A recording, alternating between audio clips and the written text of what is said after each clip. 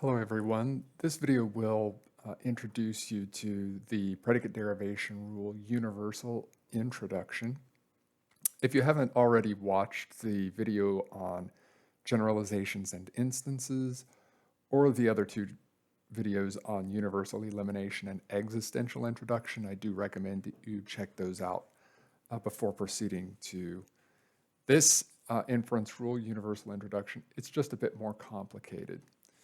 So let's get started with the rule statement from the textbook. That rule statement looks a little something like this. Similar to existential introduction, it starts with this expression.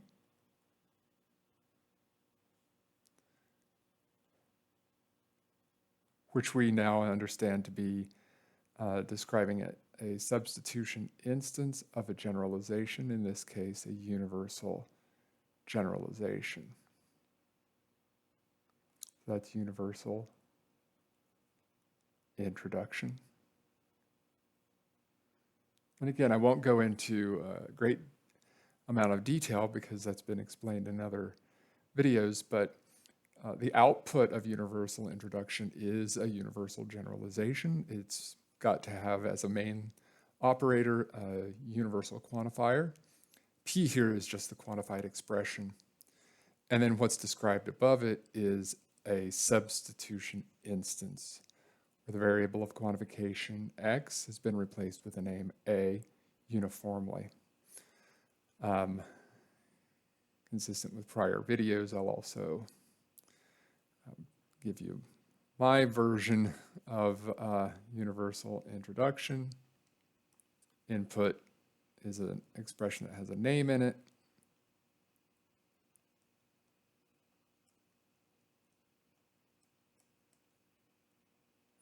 And the output is a universally quantified expression where that name n has been replaced with some variable of quantification v. And I'll say it again, v is not one of our variables, but w, x, y, and z are. The most important thing to keep in mind here is that universal introduction has two provisos.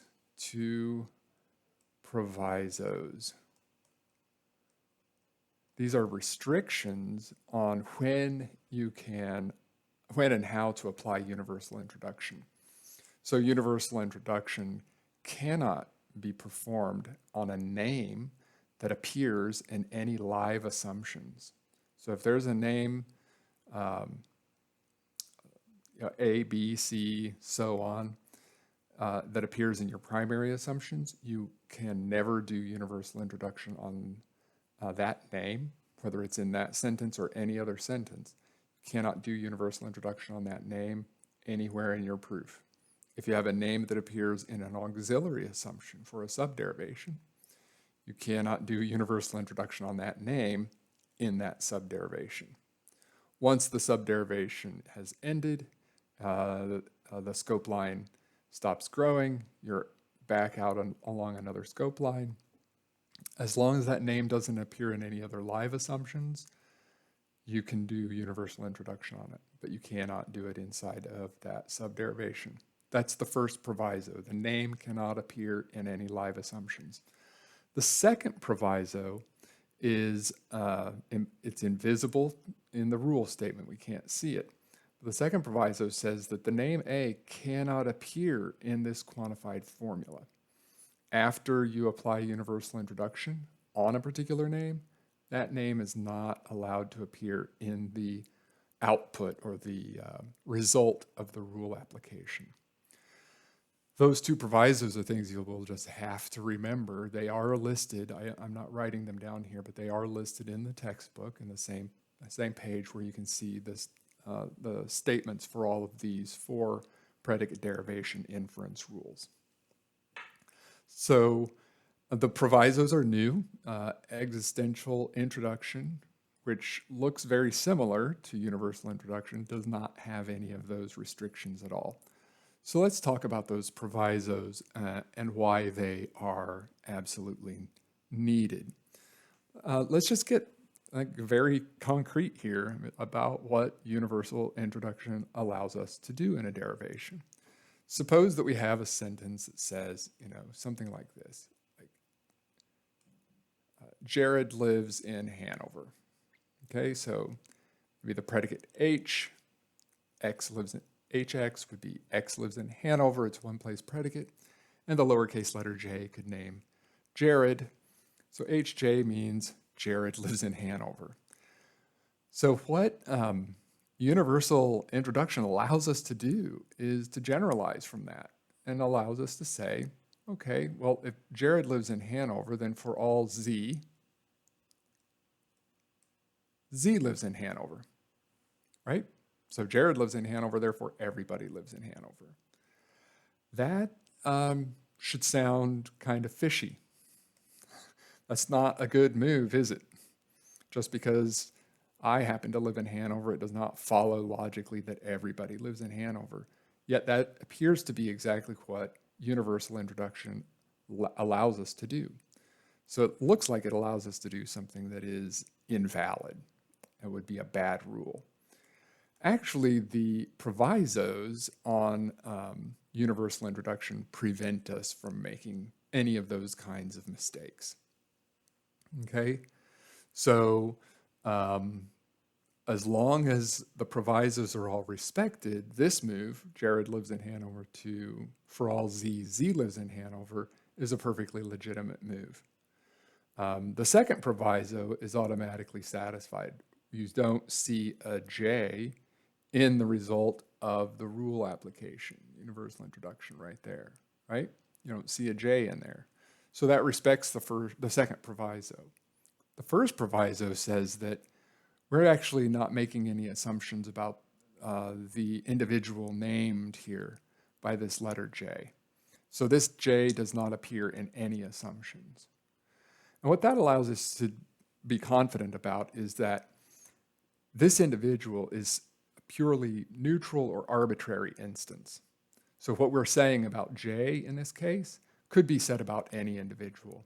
And that's why it's safe to go ahead and move from this very particular statement, J is H, to this perfectly general statement, everything is H. Okay?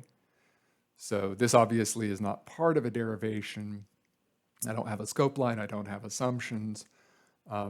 But if it were, we would want to make sure that this J doesn't appear in any assumptions, any live assumptions, that we're not bringing to bear any assumptions about this individual, and therefore this individual is a perfectly neutral or arbitrary instance. Okay? We don't have to worry about that with existential elimination. So suppose that we assume or establish that J is H. Well, then it definitely follows, right, that something is H. If Jared lives in Hanover, then someone lives in Hanover. We say that would be by existential introduction. And we don't care whether the name J appears in a live assumption or it was introduced later in the proof. It doesn't really matter. This is a perfectly fine move. We don't have any restrictions on existential introduction, any provisos. Let's take a look at the second proviso. Suppose that we can establish without the name A appearing in any live assumptions, suppose we can establish this sentence, LAA. Maybe it means Ashley loves herself. Ashley loves Ashley. Okay? So here are a couple of attempts at applying universal introduction. So for all X, LAX.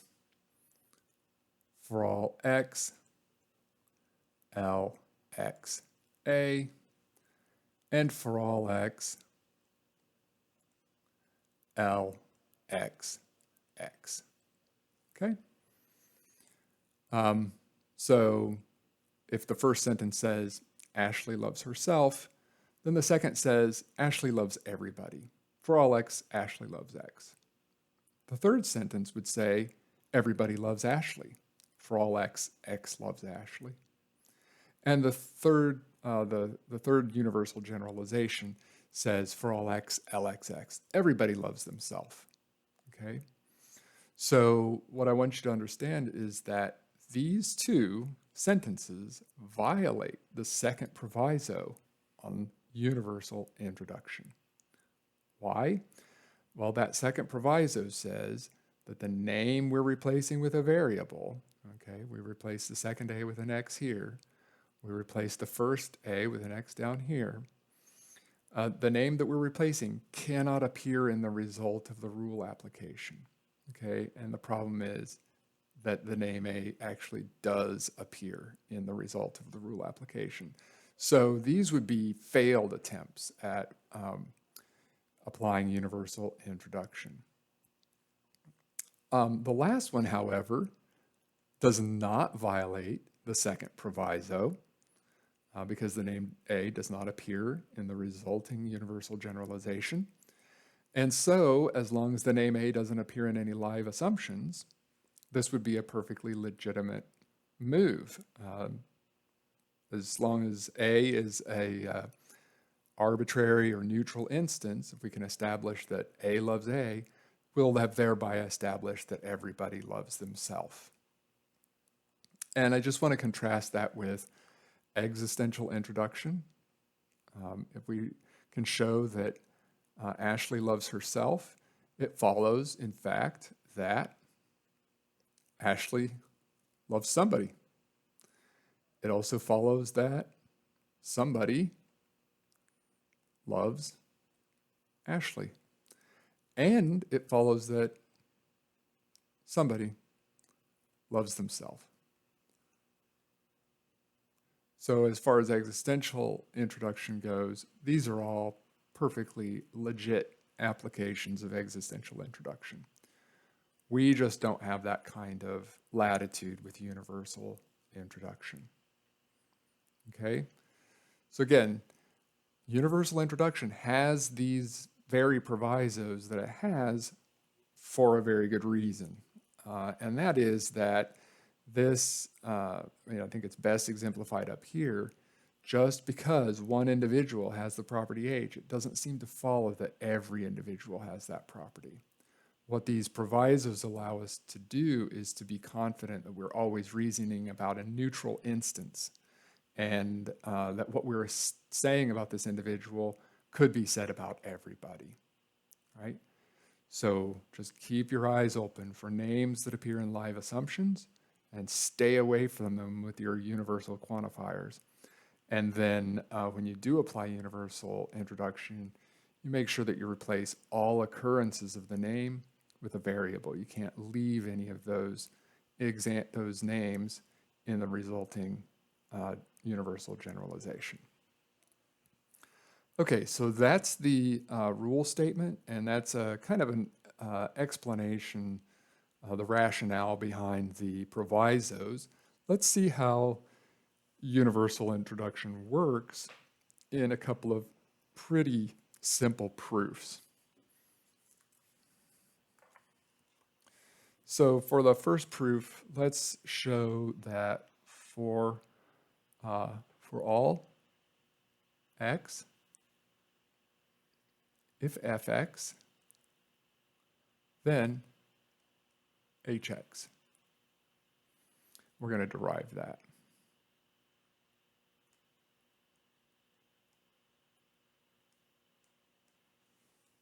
Okay.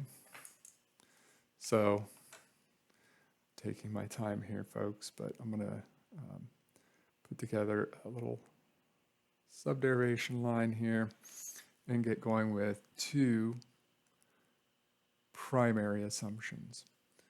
So the first one is for all x, if fx, then gx, and for all x, if gx, then hx. It's our second assumption.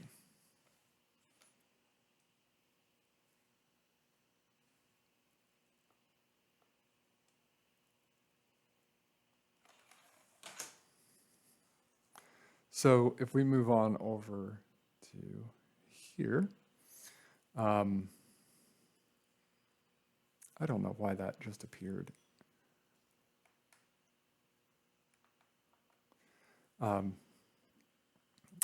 If we look at our primary assumptions, the first one basically says all f's are g's. For all x, if x is f, then x is g. The second one says all g's are h's. For all x, if x is a g, then x is an h. You may notice this pattern here in these conditionals inside the scope of the quantifiers, fx horseshoe gx, gx horseshoe hx, and you might be thinking hypothetical syllogism. That's great if you're thinking that. However, we can't apply hypothetical syllogism here because these are universal generalizations, not conditionals. Their main operator is the quantifier, not the horseshoe. So what we'll have to do first is actually go ahead and instantiate both of those generalizations. And we have to choose a name. It doesn't matter what name we choose. Let's go with B. FB horseshoe GB from line 1, universal elimination. And then GB horseshoe HB. That's from line 2, universal elimination. What we can do at that point is scratch that itch, if you had it, and apply conditional elimination. If FB, then HB, from 3 and 4, hypothetical syllogism. And now we're in position to apply universal introduction. And this will be a very typical kind of case. I'm not going to say that it's most of the cases, but it's pretty typical. What we're going to do is look at line 5, if FB then HB. We're going to replace those B's with X's, but I'll copy down everything else just the same. FX, horseshoe, HX. And that's line 5 by application of the rule universal introduction. This is a typical case. We've done universal introduction here on a particular name, B. Okay, so we're going to look around our little derivation here for that name. And we're going to look up here in the first 2 lines and we see the name doesn't appear, right? There are no B's in our primary assumptions. That's good because that means when we apply universal introduction to that name on line 5, we've respected the first proviso. The first proviso says the name can't appear in any live assumptions, and it doesn't. We're going to look down at the resulting universal generalization, the result of the rule application, line 6, and we also don't see any B's. That's good. It means that we've respected the second proviso. The name cannot appear in the result of the rule application. So where does B appear? Well, it appears here in the middle. And how did B get worked into this proof? It wasn't any of the assumptions. How did it get worked in? It got worked in by universal elimination. That is going to happen a lot. You're going to find yourself doing universal introduction on names that were first introduced by universal elimination. That's not always the case. That's not always the case. And we will see more examples later on, not in this video, later on, where names can get introduced to a proof in other ways. But this is a pretty typical case. So we introduced the name B by universal elimination. We did just a tiny little bit of sentence logic, and result still had the name B in it. And that gave us input for universal introduction, which brought us to our target sentence. Okay? So that's just one illustration of universal introduction. Let's look at another one. So in this example, we're going to derive, let's maintain consistency here. Let's derive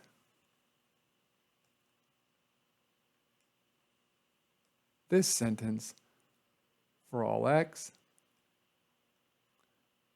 dx horseshoe for all y.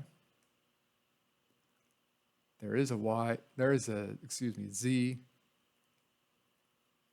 ryz. And what we want to do is prove that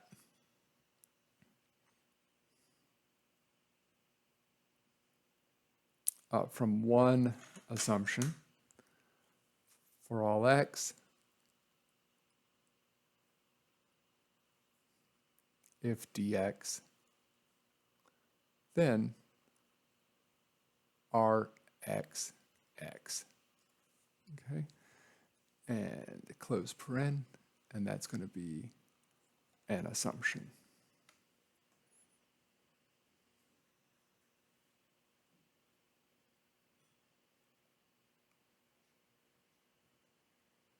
Okay, so how are we going to prove this?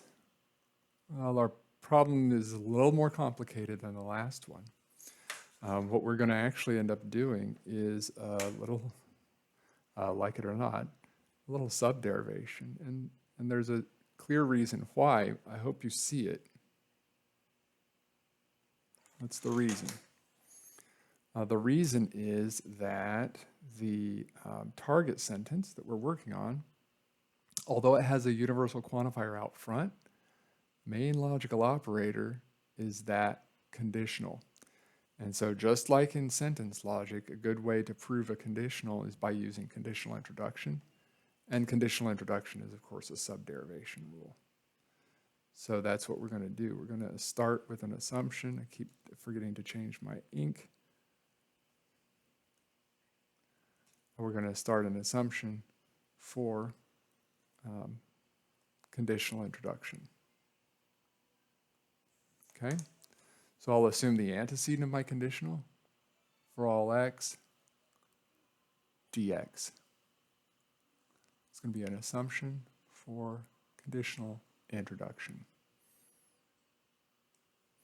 So what am I going to do now?